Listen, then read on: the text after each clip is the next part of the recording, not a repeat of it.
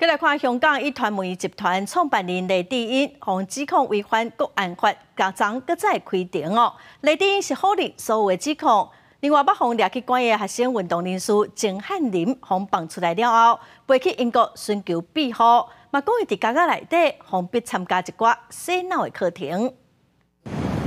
香港一团媒集团创办人黎智英，被指控违反国安法的案件，昨日下晡伫西九龙法院继续开庭。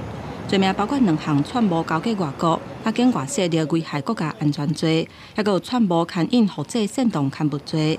指控方讲，黎智英捌去美国，甲迄当阵的美国副总统还有国务卿见面，共谋制裁香港。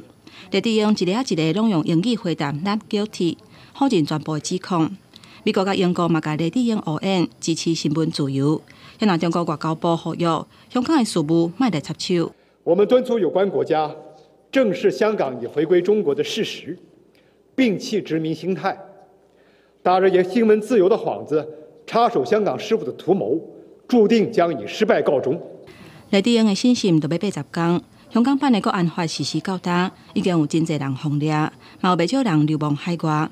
支持香港独立的学生动员将调集人钟汉林，2021年因为分裂国家等等的罪名入监，2023年6月放出来。 不过出监了后，伊去互国安警察要求爱做线人，提供社运人士的资讯。钟汉林趁圣诞节去日本旅游的时阵，买到去英国的机票，顶礼拜去英国找找政治庇护。其實佢哋提供個線人費俾我呢件事係令後患無窮嘅，對於我嚟講，即係佢係進一步地係從個經濟上嚟控制我咯。面對香港國安局佇出監了後的騷擾甲監控。 鐘漢林接受媒體訪問的時陣表示，已經感覺真忝，強要記載袂牢。伊嘛表示，佇監獄內底，洪強迫都愛參加強制性的去激進化的課程。